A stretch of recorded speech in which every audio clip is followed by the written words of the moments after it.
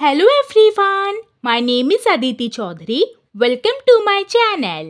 अक्सर हमें अपनी डेली लाइफ में ऐसे सेंटेंसेस बोलने की ज़रूरत पड़ती है जैसे वो हमेशा अपनी मनमानी करता है, तुम फिर से अपनी मनमानी कर रहे हो, ठीक है करो अपनी मनमानी, वो हर चीज़ में अपनी मनमानी नहीं कर सकती।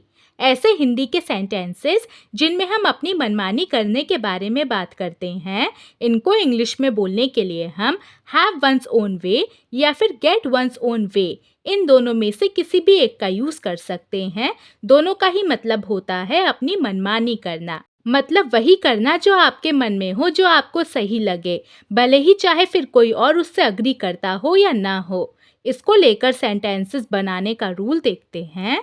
इसके रूल में सबसे पहले सब्जेक्ट आता है, सब्जेक्ट के बाद सब्जेक्ट और टेंस के according has, have, had, having या फिर गेट, गेट्स, गॉट, गॉटन या फिर गेटिंग, इनमें से किसी एक हेल्पिंग वर्ब का यूज़ होता है।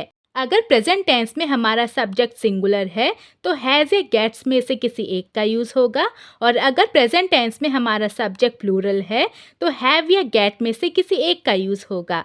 और अगर पास्ट टेंस का सेंटेंस है तो सब्जेक्ट चाहे सिंगुलर हो या प्लूरल, हैड, गॉट या गॉटन में से किसी एक का ही यूज़ होगा। और अगर कॉन्टिन्यूस टेंस का सेंटेंस है जिनकी एंडिंग रहा है या रहा था से हो रही है तो हैविंग या गेटिंग में से किसी एक का यूज़ करेंगे।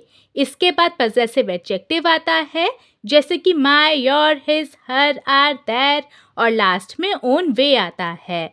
चलिए अब कुछ एग्जाम्पल्स देखते हैं जिससे आपको इसका मतलब पूरी तरह से समझ में आ जाए। वो हमेशा अपनी मनमानी करता है, he always has his own way, या फिर he always gets his own way. तुम फिर से अपनी मनमानी कर रहे हो, you are having your own way again, या फिर you are getting your own way again. ठीक है करो अपनी मनमानी, all right have your way, या फिर ऑल राइट गेट योर वे।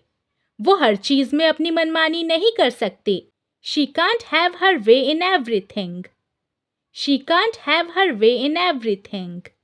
बच्चों को हमेशा अपनी मनमानी मत करने दिया करो, don't let children always have their own way, don't let children always have their own way. उसे अपनी मनमानी करने की आदत है, he is used to having his own way, he is used to having his own way. उन्होंने वहाँ भी अपनी मनमानी की, they had their own way even there, या फिर they got their own way even there. अब एक सेंटेंस आपके लिए, मैं वहाँ अपनी मनमानी नहीं करूँगा, इसको हम इंग्लिश में कैसे बोलेंगे ये आप मुझे कमेंट्स में बताइए। आज की वीडियो में इतना ही।